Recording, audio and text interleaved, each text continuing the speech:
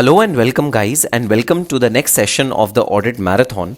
And in this session we are going to study a very important chapter of your syllabus guys, and the chapter is chapter number 4, which is company audit. And as you can see on your screen, this chapter has a weightage of about 12 marks, which is recurring in the examination for past few attempts regularly. Most likely in December 2019 attempt as well, this chapter would hold at least 12 marks in the examination. So yes, you have to study this chapter very carefully, and it's an easy one. It's not a difficult one, and you'll be able to understand its provision quite well.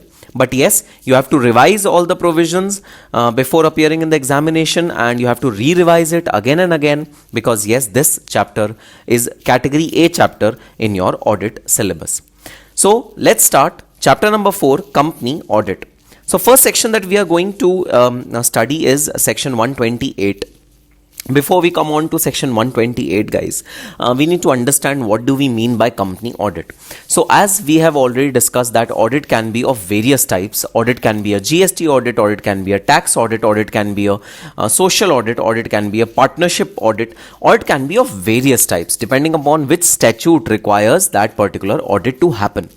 Now in this particular chapter, we are specifically focusing on the audit which is prescribed by the Companies Act 2013. And this audit is done by chartered accountants. Statutory audit is done by chartered accountants, and cost audit is done by cost accountants. So both these audits are governed by Companies Act 2013, and we are going to study particularly these two kind of audits in this particular chapter. So section 128 refers to the books of accounts. Now what is to be audited? Books of accounts. Obviously books of accounts are to be audited. So the section, the Companies Act should prescribe the criteria of classifying a particular books as books of accounts, and section 128 defines what do you mean by a book of account, and what is preparation of books of accounts, and where should it be kept. So every company shall prepare and keep books of accounts, either physical or electronic mode, and other relevant books and papers and financial statements for every financial year at its registered office. Guys, point to be noted that the books of accounts are to be kept at the registered office and not at any branch offices. No, you have to keep books of accounts at registered office itself. However, the section is not stated over here, but I'll tell you, if you want to keep your books of accounts in branch office, then there is a provision whereby you have to intimate the ROC that you are maintaining these books of accounts in the branch office, and you will be permitted to keep your accounts at the branch office. But prima facie, the section requires you to maintain the books of accounts in the registered office, which gives a true and fair view of the state of affairs of the company. Now, this is an obligation carved on the management of the company, guys, that the management should prepare a books of accounts which give a true and fair view. So, management is required to prepare books of accounts which give a true and fair view. Automatically, the management should be held responsible if the books of accounts are not giving true and fair view. The auditor's responsibility is just to check whether the management has been able to successfully prepare the books of accounts which give a true and fair view. Then the fourth condition is that on accrual basis, these books are to be prepared on accrual basis and according to the double entry system of accounting. So guys, there was a time when single entry system was there prevalent in India. Now this section particularly says that those times are gone, and double entry system of accounting is to be put in the books of accounts while you are preparing the books of accounts. So this is section 128, books of accounts of the Companies Act 2013. And guys, do not study this section. This section is just for your reference. It is not relevant for the exam perspective. Now coming on to the main sections of the Companies Act relating to audit and auditors. And yes guys, from these sections, major part of your examination is the questions are asked from these particular sections. So first section and the foremost section is section 139, which deals with the appointment of the first auditor. How would the first auditor of a company be appointed? Section 139 deals with this particular aspect. Now the question is, sir, what do you mean by the first auditor? Definition is given in the footnote. Auditors who are appointed in the first year of incorporation of a company. Guys, in the first year, the time might be really less for having an AGM and and appointing the auditor through shareholders resolution, the time would be really less for all those formalities to happen. So the Companies Act has given a leeway that if you are appointing the auditors for the very first time in the initial stages of incorporation of your company, then you can be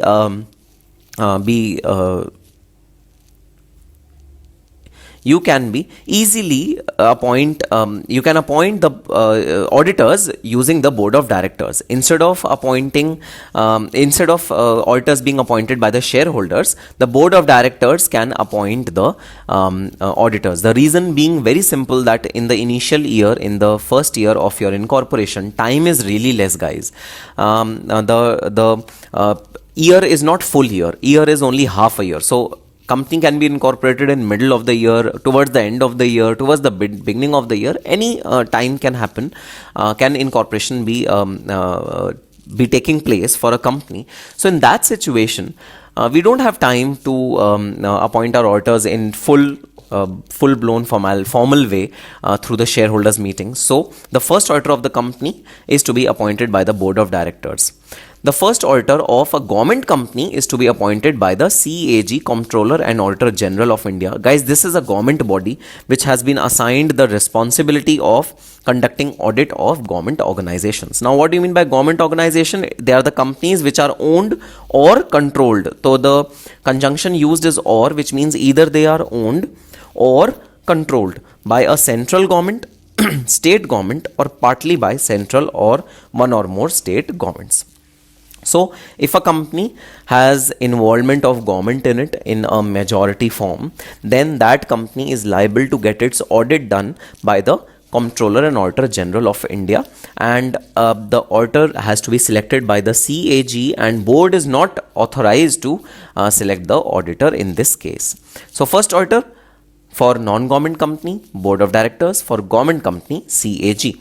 Time limit is within 30 days of date of registration of the company. So guys, ROC is the authority, Registrar of Companies is the authority where every company needs to get itself registered. Soon as the company gets itself registered, it gets a certificate of incorporation and then certificate of commencement of business. So soon as the company gets the certificate of incorporation, which is treated as the registration of the company, at that point in time, 30 days are given to the board of directors to appoint the first auditors of the company. For the government company, this limit is increased by 30 more days, which means total limit is given to as 60 days. So 30 days for non-government company, 60 days for government companies. Now, if the first auditor is not appointed by the board of directors, then board of directors shall inform the members of the company, who shall within 90 days at an AGM shall appoint the auditor. So if the board of director fails to appoint the auditors of the company, then the authority is vested with the shareholders, who will take another 90 days and they will organize an EGM, extraordinary general meeting, and they will appoint the auditor. But yes, in 120 days the auditor has to be appointed in case of first time incorporation of the company. In case of government company, if CAG does not appoint the first auditor, then the board of directors shall appoint the auditors within next 30 days. In case board also doesn't fulfill the appointment of the auditor, then board shall inform the members, and members in next 60 days should appoint the auditors in an AEGM. So the auditors are to be appointed primarily by board of directors and CAG, and if they fail, then board of directors should approach the members, and if CAG fails, then there are two steps. CAG should approach the board of directors, and if board of directors fails, then the matter goes to the members of the company. So this is the appointment of first auditor of any company. Now, what is the tenure of the first auditor of the company? Guys, first auditor shall hold office till conclusion of the first AGM. So if the AGM happens in the year of incorporation itself, then the first auditor shall hold its office till the first AGM, and if the first AGM happens in the subsequent year or the next year, then the first auditor shall hold its position till the next AGM. First auditor shall hold office till conclusion of the first AGM. In case of government company, the first auditor again should hold the office in till the conclusion of first AGM. So in first AGM, the auditors should be revised and new auditors should be appointed by the company, both government company as well as non-government company. Now comes on to a situation where first auditor has already been appointed and subsequent year has been started. So soon as subsequent year is started, guys, now we will follow the normal route, the real route of appointment of auditors. Yes, the first auditor was not the real route, it was the hush-hush route, it was the hurry route. Now comes the normal route, the normal procedure of appointment of subsequent auditors, which means after first year, how would the auditors be appointed till the company exists in future. So the auditors are to be appointed by the shareholders of the company, and we are referring to the statutory auditors. So statutory auditors are to be appointed by the shareholders of the company. So if we are referring to the statutory auditors, then who is responsible to appoint the cost auditor of the company? Guys, that is a separate discussion altogether. We will study that entire topic in chapter number 5. I'll just give you a small hint of what will happen over there. Cost auditors are to be appointed by the board of directors and not the shareholders. This is the difference between appointment of statutory auditor and cost auditor. So statutory auditor is the financial auditor. He will audit the financial books, and cost auditor will audit the cost books. This is the difference between a statutory auditor and a cost auditor. Sir, what can CMAs become? Statutory auditor or cost auditor? Guys, only and only cost auditor. CMAs cannot become statutory auditors of a particular company. Perfect. So in case of government company, what happens in case of government company? Guys, in case of government company, CAG appoints the auditor and CAG will ensure that within 180 days of commencement of the financial year, the auditor is appointed. And in case of non-government company, the auditor is appointed at the AGM. Now, what is the tenure of the auditor, which means till when is the auditor supposed to or can remain the auditor of the company?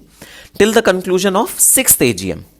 So, till 6th AGM, the auditor, an auditor which has been appointed in subsequent year, can hold position as an auditor.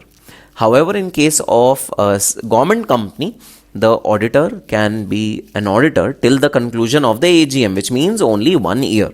Now let me explain this particular aspect to you in little more great detail. Guys, if the auditor is appointed for year 1, then in AGM of year 1, then he will remain the auditor for year 2, year 3, year 4 and year 5. So he can audit the financial books till year 5. In year 6, he will not remain the auditor of the company.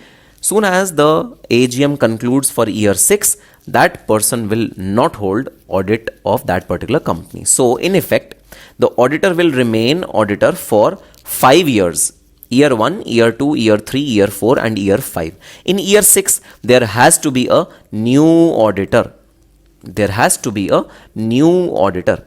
And this is the concept of rotation of auditors, which has been introduced by the Companies Act 2013, and a very, very welcome step. This was not there. This section was not there in Companies Act 1956. It is only there in Companies Act 2013, and industry is really welcoming this change. That, sir, what is the logic behind this particular change? Why do we want to change our auditors after every 5 years? Sir, the auditor becomes so comfortable with the company in 5 years. He will understand the entire processes well in 5 years.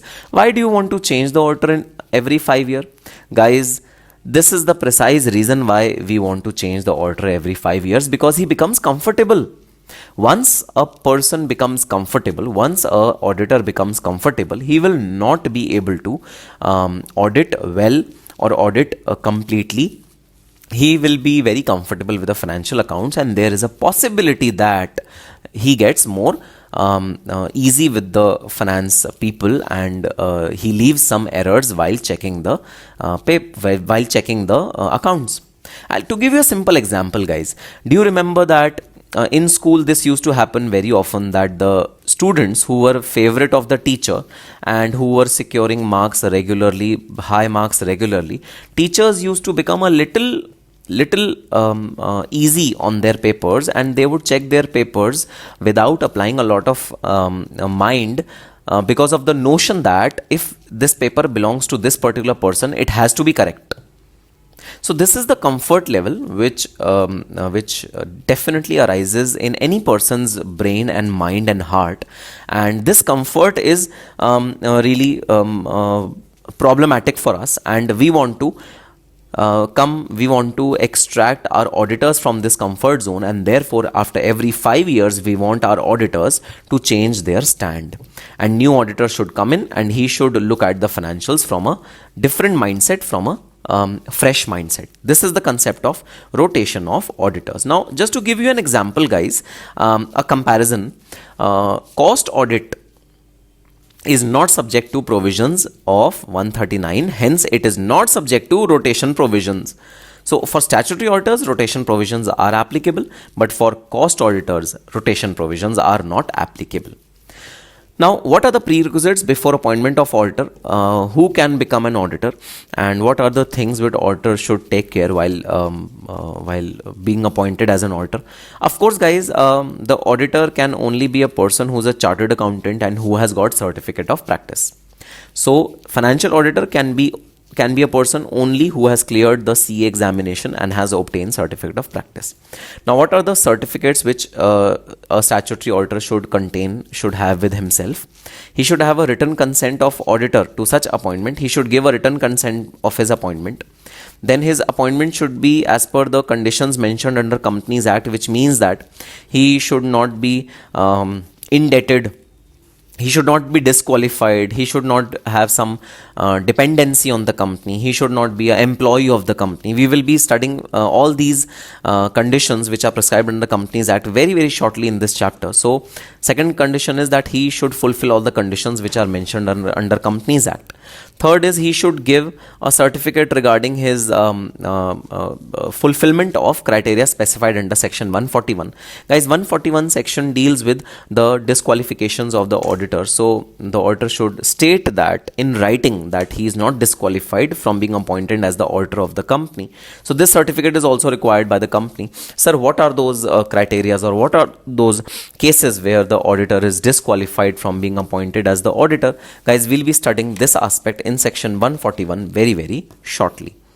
The company shall inform the auditor concerned of his appointment and also file a notice of such appointment with the registrar within 15 days of the meeting in which auditor is appointed. So the company's responsibility is to file a notice of such appointment with the registrar. Now, there's a very specific section, guys, and an important one: casual vacancy. Now, we have studied how can an auditor be appointed under section 139. Suppose you have appointed the auditor within the statutory timelines of AGM and 180 days of commencement of the financial year. However, soon as the appointment happens, the auditor dies. When auditor dies, or he resigns, or he becomes disqualified, he ceases to exist as an auditor of a company. When he ceases to exist as an auditor of the company, this vacancy in the auditor's place is known as casual vacancy. Now, there are three situations when casual vacancy can happen, guys. One is death of the auditor. Second is resignation of the auditor.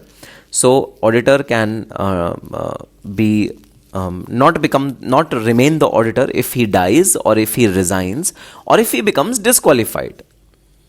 In these three situations, there would be a casual vacancy which arises in the company, and obviously if a company is conducting the business, then it requires an auditor for sure.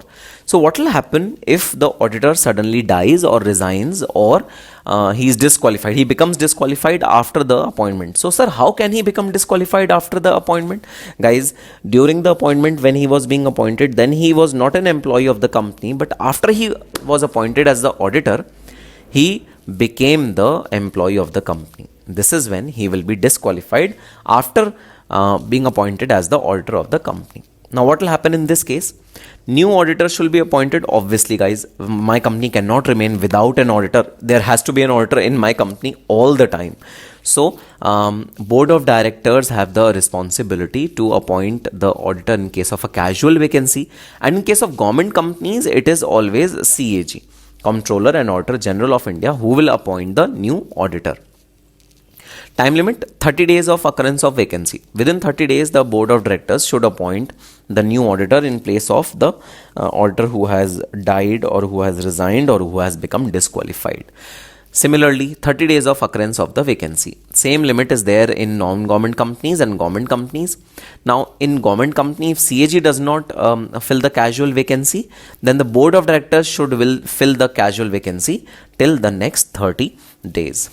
Special condition in case of casual vacancy on resignation of the auditor. Now, amongst the three situation, guys, one situation is really critical, which is the resignation situation, because it is not usual for anyone to resign from his job. So if resignation has happened, then there has to be some special things which you need to take care of. What are those special things? In case of non-government company, the resigning auditor should file a statement with the company and registrar stating reason for resignation. Guys, everyone should know why a person has resigned from a particular company, because obviously that person is earning amount of money, a good amount of money from that company. Then why should he resign from that company? There is no reason for it. So the reason has to be stated in writing to the company as well as the registrar. Then appointment of new auditor should be approved by the company in AGM in case of resignation, because shareholders should also come to know that the auditor has resigned. Such new auditor who holds the office till conclusion of the next AGM only. So the new auditor who has been appointed, he holds the office till conclusion of next AGM. In case of government companies, the resigning auditor should file a statement with the company and the registrar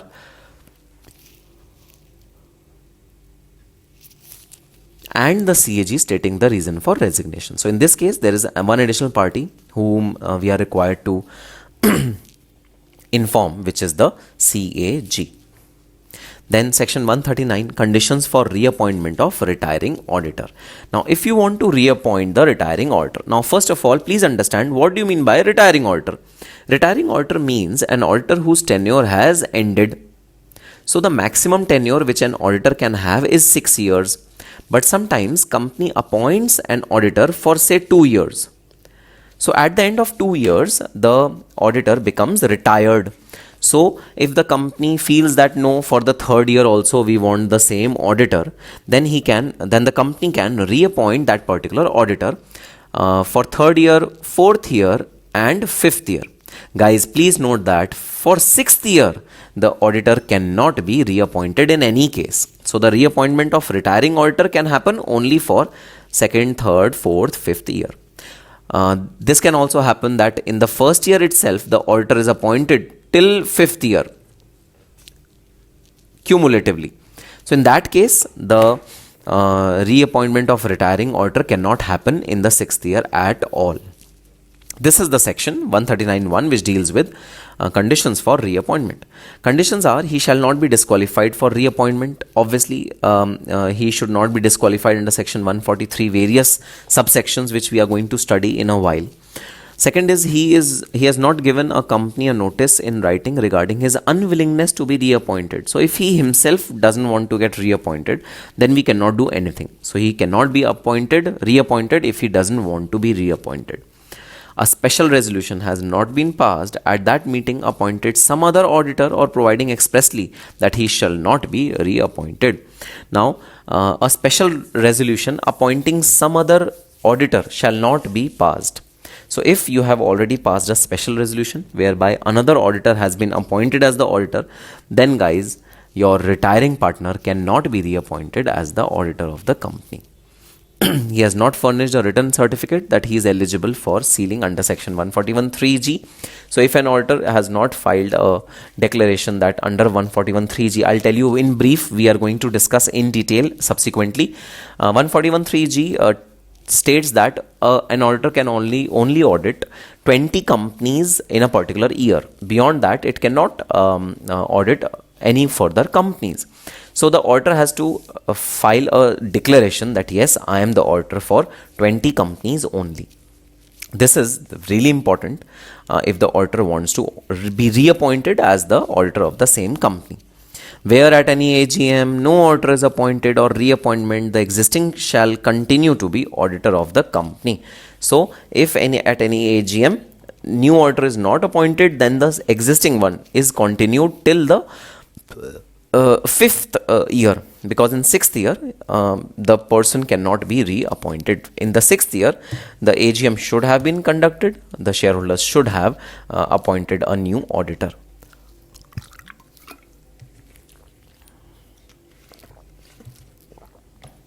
Now we are going to study the application of rotation provision in great detail, guys. Now this is a very important section of our Companies Act, and it has really been successfully being playing in the corporate world. And this section is read with Rule 5 of the company's rules.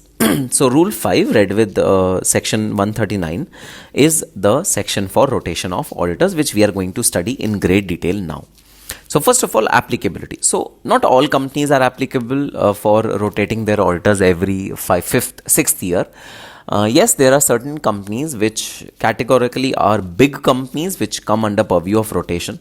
We don't want to unnecessarily exploit or disturb the small companies, because in small companies even the same auditor can be the auditor again and again and again. So we don't want to disturb, or we don't want to create nuisance for the small companies. Hence, only listed companies, all the listed companies are required to get their auditors rotated, and unlisted companies having a paid up capital of 10 crore or more, or having a borrowing of 50 crore or more, should be eligible to get their auditors rotated. Then private companies, this was referring to unlisted public company. Now we come on to private company. Private company having a paid up share capital of 50 crores or more, or borrowings of 50 crore or more, are required to get their auditors rotated. Exclusions is one-person company and small company. So one-person company and small company, even if their turnovers are huge as stated in these limits, even in those situations, guys, OPC and small companies are not required to get their auditors rotated. Now types of auditor. Now we will see till when can an auditor be become an auditor of a particular company. Okay. So the retiring auditor, if an individual is the auditor, individual is a proprietor firm and the proprietor is the auditor, then the retiring auditor shall not be reappointed for more than one term of initial 5 years. So 5 years is the limit for a proprietor. Proprietor means a single auditor, which a partner who is the only partner of a particular partnership firm. In that case, guys, for 5 years the rotation principle happens, and after 5 years there has to be a new auditor in case your auditor is an individual auditor. However, where your auditor is a firm of auditors and an LLP or an LLP, which means there are multiple partners of that particular audit firm, then in that case your rotation period is extended for 2 months of initial 5 years, which means your rotation periods extends for 10 years.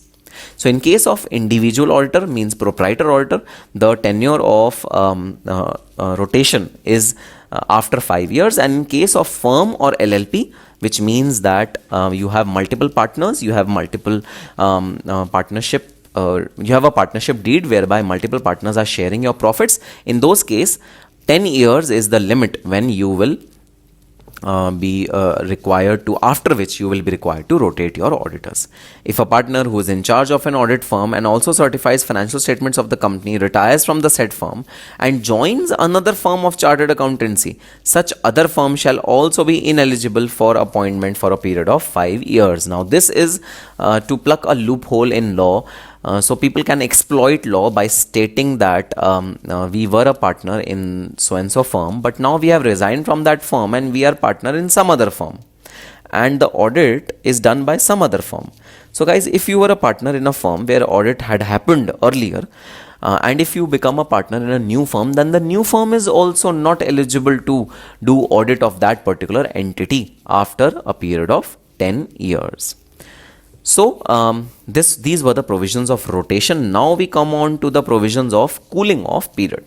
Guys, what is this cooling off period? Cooling off period means, so an auditor has been appointed for a period of 5 years. Then he is not eligible to be appointed in the 6th year. Sir, till how many years will he not be eligible to be appointed as the auditor of the same company? Guys, 6th, 7th, 8th, 9th and 10th year, he will not be allowed to be appointed as the auditor of the same company in which he was the auditor in the first 5 years. Sir, which means that in the 11th year, 12th year, 13th year, 14th year and 15th year, that person will be allowed to be an auditor of that company. Yes, your interpretation is absolutely correct. So, rotation will happen at the end of 5th year, and cooling off period will begin from end of 5th year till end of 10th year, and in the beginning of 11th year, the same person who was the auditor in 1st, 2nd, 3rd, 4th year, he can very well again become the auditor of that particular company. This period is known as cooling off period, because in this period the auditor is given time to forget about all the things which he knows about the company, and 5 years is a sufficient time to make any person forget about everything about the company, because we want our auditor to start afresh with a fresh bend of mind. So we give a cooling off period to our auditor before he is reappointed as the auditor of a particular company, same company again. So these were the two most important provisions, guys, of the company's audit: rotation of the auditor and cooling off period. You have to really understand and learn the time limits very, very well. So I leave the case study up to you. You have to study the case studies yourself. These are important case studies because in examination also questions are asked from these case studies. Now coming on to section 141, removal before expiry of the term. Now we have studied about resignation of the auditor. Auditor doesn't want to continue with the organization. Now it can so happen that organization doesn't want to continue with the auditor. Organization is saying we don't want the auditor to be auditor of the company even before the expiry of his term. So if the auditor is appointed from 1st year to 3rd year as the auditor, then in the 2nd year the company is saying no, we don't want this auditor in the 3rd year, we want some other auditor in the 3rd year. This section deals with this particular situation, removal before expiry of the term. We will also study section 140 subsection 4, which will tell us the removal after expiry of the term. So if the term expires, which means the auditor was appointed for 1st to 3rd year, and after the 3rd year the company is asking the auditor not to be reappointed, because the auditor can be very well be reappointed for 4th and 5th year as well, but the company is saying no, we are not going to reappoint the auditor for 4th and 5th year. This is known as removal after expiry of the term, which we will be studying in 144. Currently we are studying 141, where the removal happens before expiry of the term.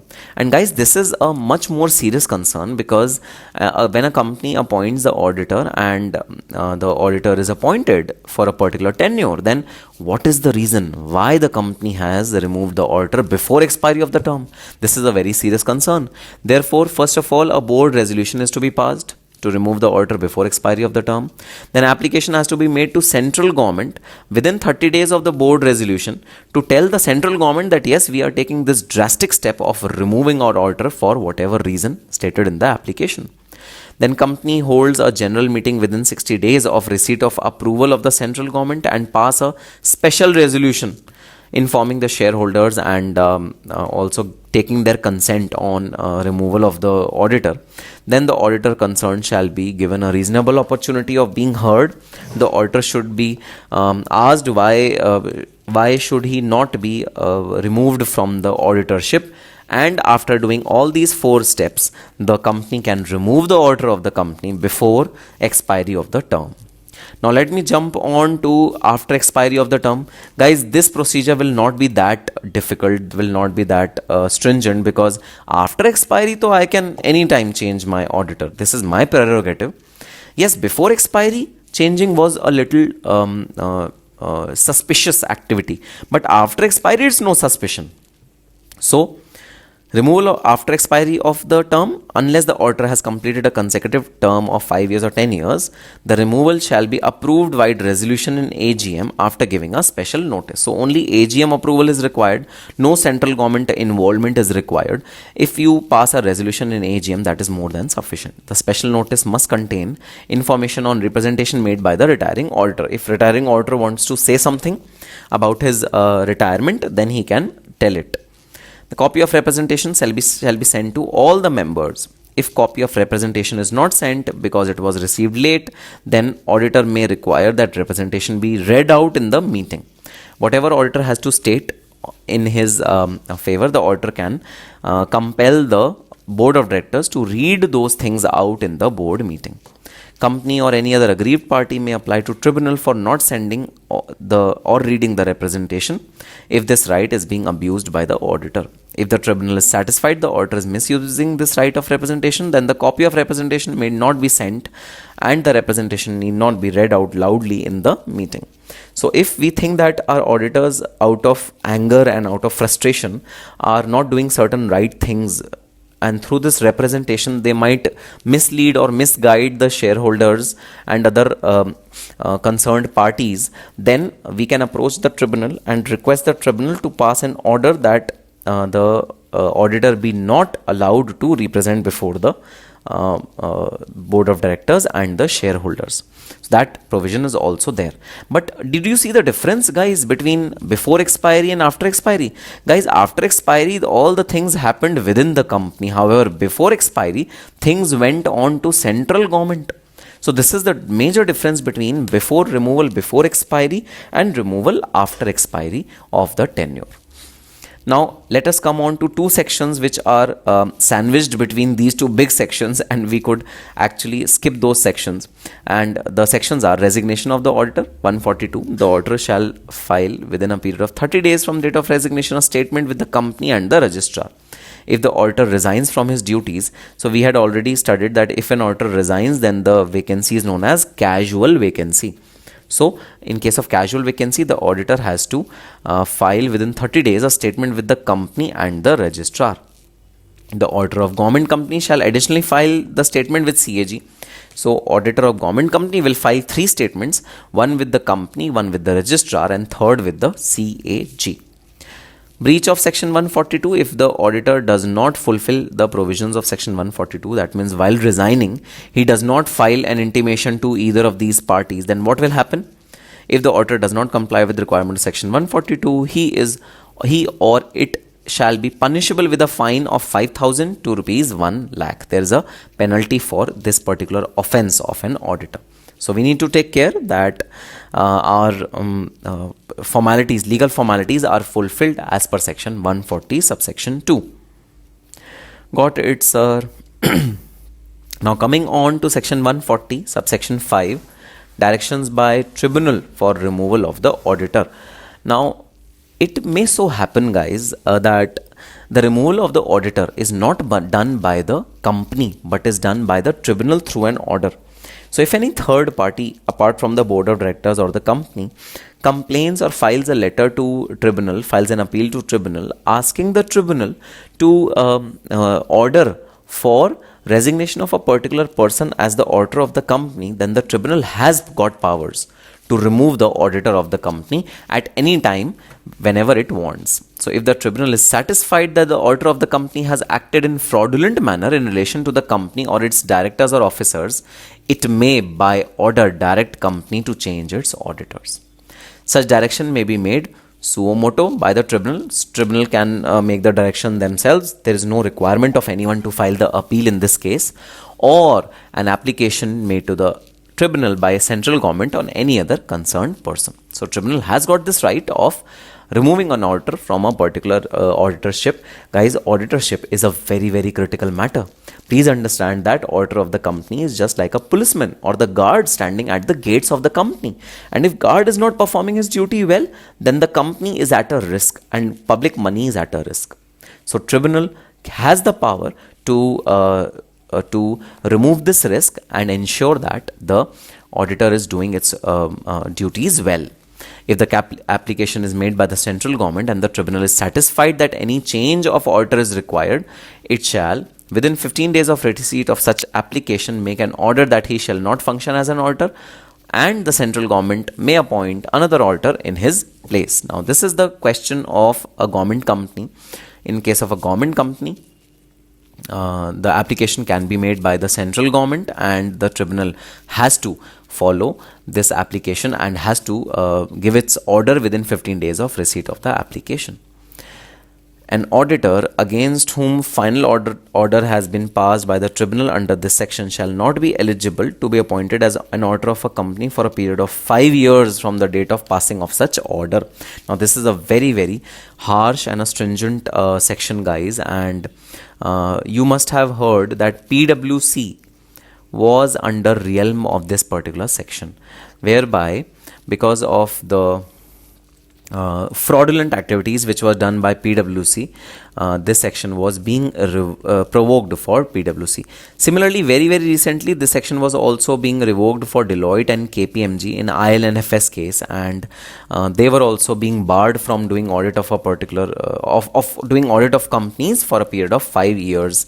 So yes, this is a very, very stringent and a very strict section which is to be carefully followed by all the auditors. Now we are coming on to eligibility, qualifications and disqualifications of a auditor. Section 141, guys, deals with the qualifications and disqualifications of the auditor. Who can be auditor? Can any Tom, Dick and Harry be an auditor? The answer is an obvious no. So this section will expel out the conditions required to become an auditor of a company and what are the safeguards which are to be followed by any auditor of the company and what are the things which are to be avoided to become an auditor of the company. So let's start this section 141. The person shall be eligible for appointment as an auditor of the company only if he is a chartered accountant. So Companies Act requires a degree of chartered accountancy for conducting the financial audit of a particular company. A firm whereof majority of partners practicing in India are qualified for appointment as aforesaid be appointed by the firm's name to be the auditor of the company. Then if a person is collaborating with several partners and has become a firm, then the firm is also eligible to be appointed as the auditor of the company. Where a firm including LLP is appointed as the auditor of the company, only partners who are chartered accountants shall be authorized to act and sign on behalf of the firm. So in case a firm or an LLP is appointed as the auditor of the company, then only those partners who are chartered accountants can become the signing partners of that particular audit. So audit should be signed only and only by chartered accountants. So guys, in LLP Act, there is a provision that cost accountants, company secretaries and chartered accountants, all three can be the partners. So in that case, the signing authority of an audit is to be given only and only to the chartered accountant and not to the remaining three partners. Then section 141 subsection 3 read with rule 10, which deals with disqualifications of the auditor. Guys, these are the points to be watched out for, and if you are not taking care of these points, then you run a risk of becoming a infructuous auditor. Infructuous auditor means you are not an auditor at all if you fall under any of these clauses. These are disqualifications of auditor. You cannot afford to mess around with this particular section. This is the most important section in life of an auditor. An auditor has to take care of this section at any cost. First disqualification is in respect of a body corporate. Guys, a company cannot be an auditor of a particular other company. Why is this restriction? This restriction is primarily for a reason that the body corporate has a concept of corporate weal. So the owners are different from the people who are managing the organization. In such a case, liability has to be restricted to only the paid up share capital of the owners. And therefore, a body corporate cannot be an auditor of the company, because we want a situation where the auditor can be held responsible severally and jointly and unlimitedly to any fraud which happens which happens in the audit firm or which happens by the auditor. We don't want a situation where the auditor says that no, I have limited liability towards this particular audit. We want unlimited liability to be there for the auditors, and therefore body corporate cannot be an auditor of the company. Officer or employee of the company, an auditor cannot be an officer or employee of the company. Naturally guys, if an auditor is an officer of the company, then he will be under influence of the company, and we don't want our auditors to be under the influence of any person while doing audit. Then third disqualification is a person who is a partner or who is in employment of an officer or employee of the company. A person who is a partner of a company, of an employee of a company, or who is in employment by the officer or employee of the company, then that person can also not be auditor of that particular company. Again, the point of influence comes over here, because an employee of the company would have an influence over the auditor, and therefore the employee's partner or employee's employee cannot be an auditor of the company. Again, the point of influence comes over here.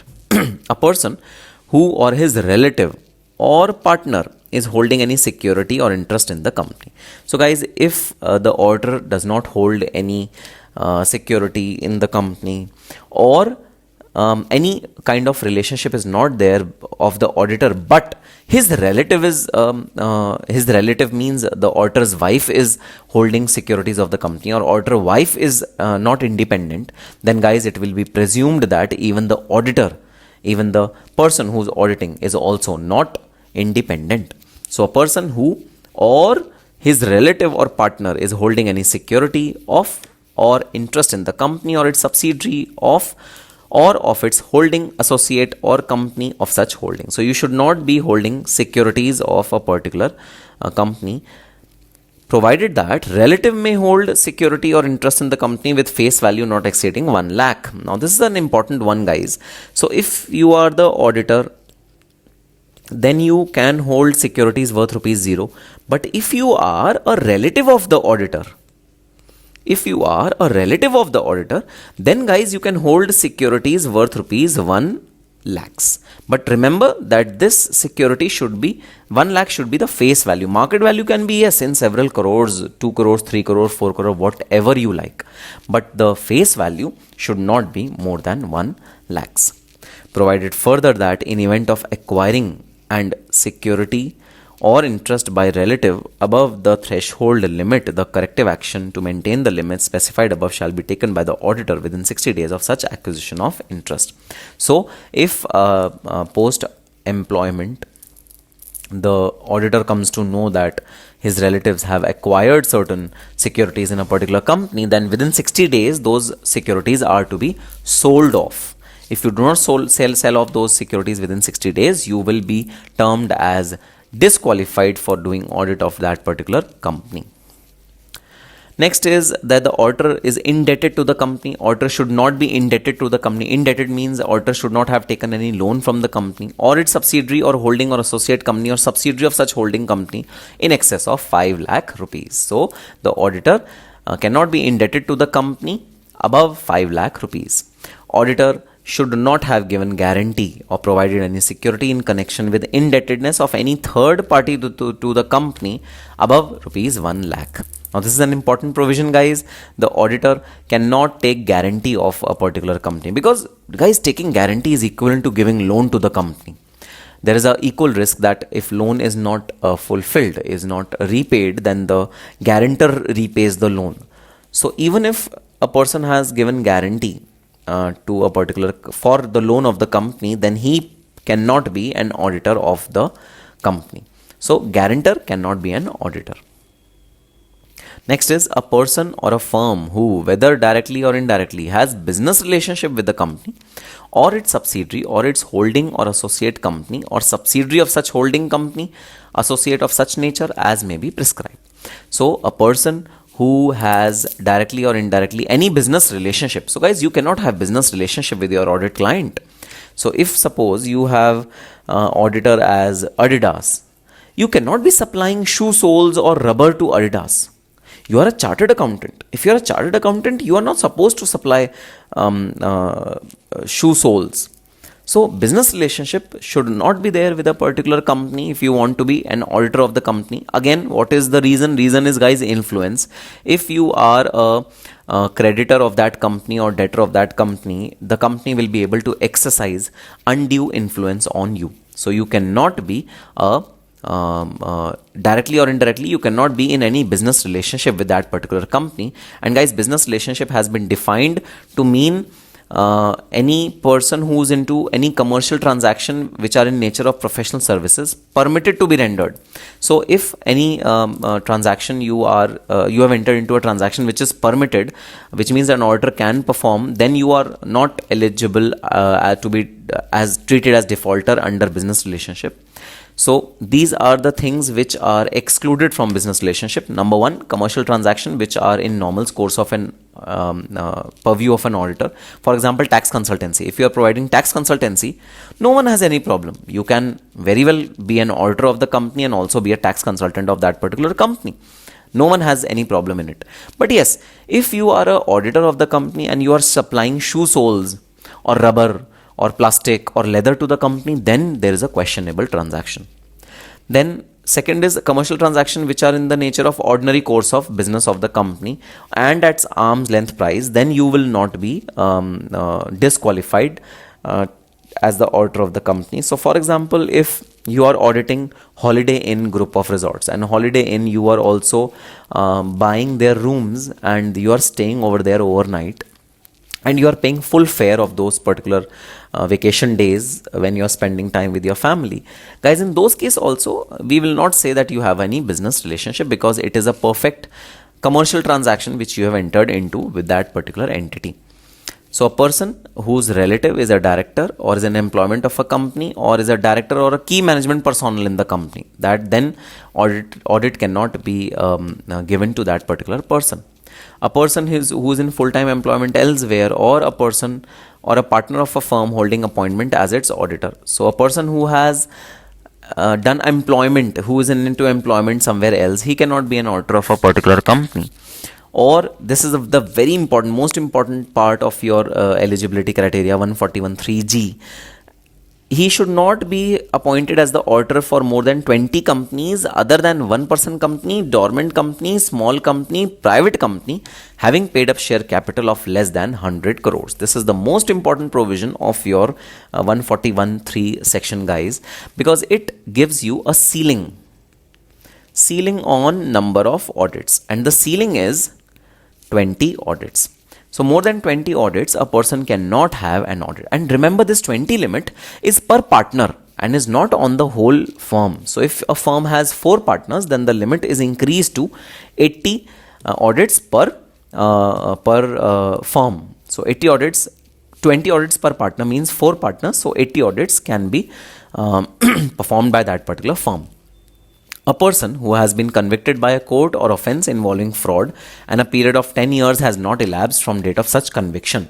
So a person who has been convicted by a court for any forgery, for 10 years, that person cannot be appointed as the auditor of that particular, of any company in entire India. A person who directly or indirectly renders services under section 144. So guys, if you are rendering services under section 144, then you will not be eligible to be appointed as the auditor of the company. And what are these services? Accounting and bookkeeping service. Of course, you cannot keep books of accounts of that particular company. Internal audit, design and implementation of financial system, actuarial services, investment advisory services, investment banking services, rendering of outsourced financial services, management services, any other services which may be prescribed. And guys, there is no other service which has been prescribed. So only these 8 services are prohibited services for any auditor. So auditor cannot give services of these kind to the audit client. Yes, even if they are services which auditor can give. So guys, accounting and bookkeeping service can be given by a chartered accountant. But no, this is not a usual commercial transaction. This is a different section altogether, and the section specifically prohibits you to give these services to your clients if you want to do audit of that particular client. So this is the section of disqualification of a particular auditor. If you do not follow any of the subsections of this section, then you are not eligible to be appointed as the auditor of that particular company. Now let's come on to the section 141.4, which deals with the subsequent disqualification of an auditor. Guys, what can happen is that when the auditor was appointed, he was not disqualified. He was very much eligible to be appointed as the auditor, and he was not disqualified. But soon as he is appointed, he has entered into certain transactions which were not supposed to be entered into by him. So what happens in subsequent disqualification, where a person appointed as an auditor of the company incurs any of the disqualification mentioned in subsection 3 after his appointment, so appointment has happened but disqualification happens after it, he shall vacate his office. Vacate means he shall leave his office. He shall leave his office as an auditor, and such vacation shall be deemed to be casual vacancy. This is an example of casual vacancy again. And you know what happens in case of casual vacancy, guys? Within 30 days, the board of directors have to appoint a fresh auditor of that particular company. So this is the section of subsequent disqualification of an auditor. Now what is the provision of remuneration of the auditor? Who is eligible to be fixing the remuneration of the auditor? Guys, I'll give you a very easy way to learn this. Whosoever appoints the auditor remunerates the auditor also. So first auditor is appointed by the board of directors. So remuneration including out-of-pocket expenses are fixed by the board of directors. The subsequent auditor is appointed by the shareholder in the general meeting. Hence, the remuneration is also fixed by the shareholder in the general meeting for subsequent auditors. Simple. Whosoever appoints has the right to fix the remuneration as well. However, this does not include any remuneration paid for him for other services rendered by him. Like any other service which the auditor renders, those remuneration should be fixed by anyone in the company, not necessarily by the shareholders or the board of directors as prescribed under this section. Alright, now comes on to three sections which are interrelated to each other, and these three sections are powers and duties of the auditors, then who has to sign the audit report, and who can auditor be authorized to attend the general meeting, can auditor attend the general meeting of a particular company. These sections are dealt with in these in the subsequent paragraphs. What are the powers and rights of the auditor, guys? First power is right to access the books of accounts. Books of accounts are the basic things which the auditor looks at and which the auditor audits. So the first and foremost right which the auditor should get is the right to access the books of accounts. And the vouchers. What is voucher, guys? Vouchers are the documents or the evidences which are in support of the transactions which have been entered into by the company. So these are the supporting documents. So the auditor should catch hold of the books of accounts as well as the supporting documents which proves that books of accounts are correct. Then the auditor has right to inquire. He can ask anything, any information or explanation he can ask from the management of the company. All these explanation can be asked by him. Then in case of a holding company, he has right to access records of all its subsidiary, because as you are aware that the accounts of holding company are nothing but an amalgamation of accounts of all the subsidiaries. So the auditor has the right to catch hold of records of all the subsidiary companies. Then the auditor has right to receive notices, to attend and to be heard in general meetings. The auditor has the specific right to attend the general meetings and to receive notices of the general meeting. Obviously, guys, auditor has the right to inform the shareholders about whatever mistake, whatever errors are happening in the company. So he has the right to come at the general meeting as well. Then he has right to report to the members of the financial statements, whether they give true and fair view or not. We have studied this in great detail in chapter number 2. what are the objectives of the auditor. Then he has right to lien. Lien, guys, means that having a lawful possession of somebody else's property in event of non-payment of dues. So the auditor has the right to lien the books of accounts, which means he can take the books of accounts with himself if the client has not paid fees for his work. Now guys, this section becomes a little redundant these days because the books of accounts are not prepared in physical form. They are prepared online. So the maximum the auditor can take is the vouchers or the supporting documents, but not the books of accounts. So this lien section becomes a little less effective. In case of government companies, CSG has the power to test, audit, or do supplementary audit. So in case of government companies, the CAG can order for another audit after getting audit done by one auditor. If the CAG is of a notion that no, I am not satisfied with the audit which is done by the first auditor, he can audit a supplementary audit, or he can conduct a test audit of certain transactions again. Now obviously with rights come some certain duties also. So what are the duties of the auditor? First of all, he has to inquire into all relevant matter, guys. He cannot leave any stone unturned, any transaction not checked. He cannot leave that. He has to inquire on all the transactions. Secondly, he has to report on the truthfulness and fairness of the financial statements, and he has to report according to CARO. CARO is the order which states that there are certain 16 elements which the auditor has to mandatorily report on. So these 16 elements, auditor has to say something, yes or no, whether these 16 things are right or wrong. So I'll give you an example. So whether the loans and advances which are given to given by the company, whether they are prejudicial to the interest of the company, whether they harm the interest of the company or not, which means whether they will be repaid to the company or not. Auditor has to mandatorily comment on this particular aspect in CARO report. Similarly, auditor has to mandatorily comment on whether the fixed assets are properly verified by the physical verification process of the company or not. So the auditor does this particular testing also and reports about this aspect in the CARO. So auditor has to report about certain things in the audit report which are included in CARO. To report on adequacy of internal financial controls. So internal financial controls, whether they are working fine or not, auditor has to state. Auditor has to state the reason for qualification. If any qualification has been given by the auditor, auditor has to state reasons for that qualification. Why has he given that qualification? So just saying that CAS or accounting standard 2 is not followed is not sufficient, guys. The auditor has to give a proper explanation that if accounting standard 2 has not been followed, then what has been done by the auditor? What is the reason for not following accounting standard 2? What are the alternative things which the company has done? So all these things are to be stated by the auditor.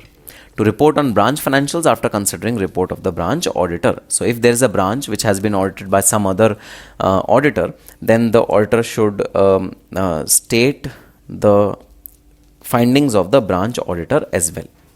Now this is one of the most important duties of an auditor, guys. In case of fraud, the auditor has to report to the officer or the employees, and the auditor shall take following steps. As soon as fraud is discovered by the auditor, he should not wait for his audit report to get finalized. He should do certain things immediately. So where the amount involved is 1 crore or above, the auditor should report the matter to central government within such time as may be prescribed, and the prescribed time is 60 days. Within 60 days, the auditor has to approach the central government and tell them that fraud has been discovered in this particular company. Where the amount involved is less than 1 crore, then the auditor need not go to central government. It can just inform the audit committee or the board of directors within such time. Additionally, the details about fraud should be disclosed in the board report. The auditor should make sure that the details about this fraud are mentioned by the board in its report. That is very important step which is to be ensured by the auditor. Then provision related to fraud are equally applicable to cost auditors. Cost auditors are also required to report to central government if any fraud has been noticed by the cost auditor.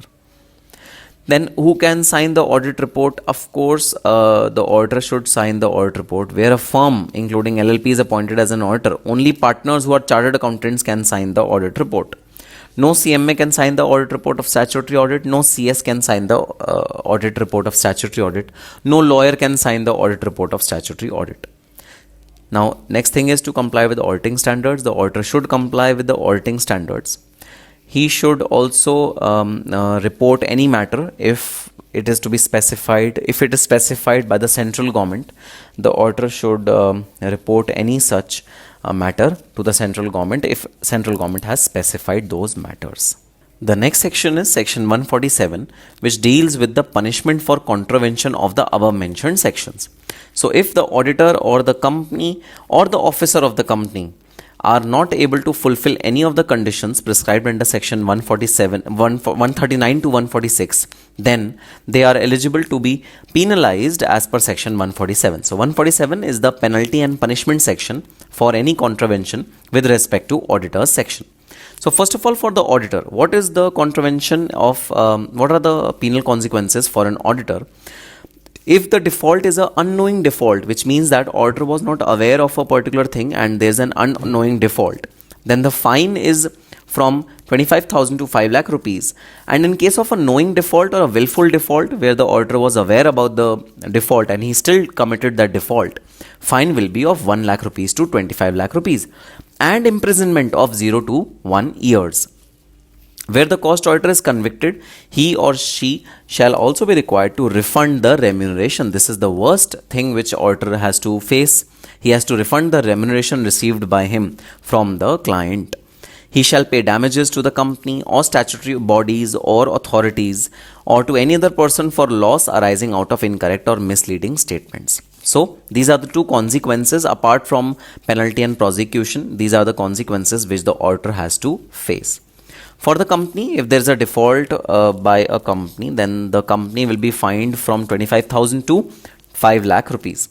And for the officer, if we are talking about the officers of the company who are at default, who have not followed the provisions of these sections properly, then they will also face a prosecution of 0 to 1 years and they will also face a fine of 10,000 to 1 lakh rupees.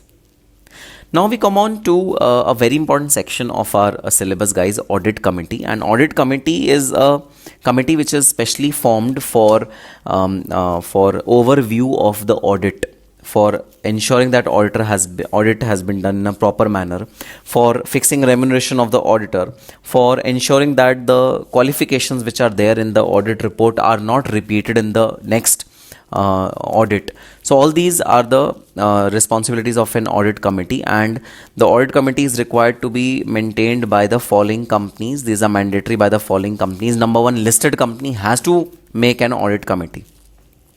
Then all public companies with paid up share capital of 10 crore or more are required to construct an audit committee.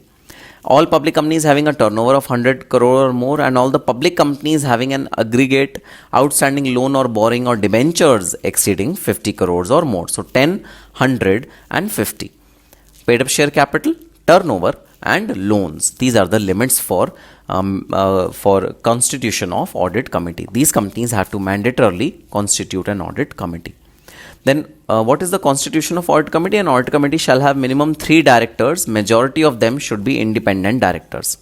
Majority of the members of audit committee should be able to read and understand the financial statements, because obviously the purpose of audit committee is to prepare and assist the auditors in preparation and checking of the correct, true and fair financial statements. So the members of the committee should be financial statement literate. They cannot be marketing people. They cannot be sales people. They cannot be HR people. What are the functions of audit committee? The functions are appointment and fixation of remuneration of the auditor, examination of financial statements, scrutiny of intercorporate loans, valuation of assets of the company, evaluation of internal financial controls, risk management. All these things are responsibility of a audit committee. Evaluation of related party transaction, use of funds which are collected through public offers. What are the powers of audit committee? What can audit committee do and what it can't do? It can call for comments, observation of the auditor about internal control system. It can review the financial statement before they are submitted to the board and before they are submitted to the auditors. it has to discuss the issues with the statutory and internal auditor and the management of the company in relation to the matters contained in the financial statement, and the audit committee has to make sure that if there is a qualification in the financial audit report, then that qualification is not repeated by the management in the next or subsequent terms. So these are the powers of audit committee, and this finishes our most important chapter number 4, which is company audit. And guys, you have to do all these practical questions yourself so that you are able to attempt the questions which are coming in the examination well. And yes, this chapter holds approximately 12 marks, which is really a big score out of 50 marks. So you have to do this particular chapter well, revise it well, and if you face any problem, just give me a call or drop in a message and I'll be able to help you for your queries. On that note, we'll meet in our next part of our marathon, and at this point in time, I wish you all the very best for your examination, guys, because now very few days are left. I know you must be brushing up your last moment revisions. So all the very best and happy studying. For latest updates and information on entire CMA profession, just subscribe to our channel and don't forget to press the bell icon to get notification on the latest videos which are being uploaded on the channel. For products related to paper number 19, paper number 20 for final students, and paper number 12 for intermediate students, log on to www.agrawallawhouse.com. It contains the compilation of handwritten notes, books, reference materials, and video lectures of these 3 subjects. If you have any further query or you want to speak to me personally for any kind of counseling, you can call me at the number given on the screen.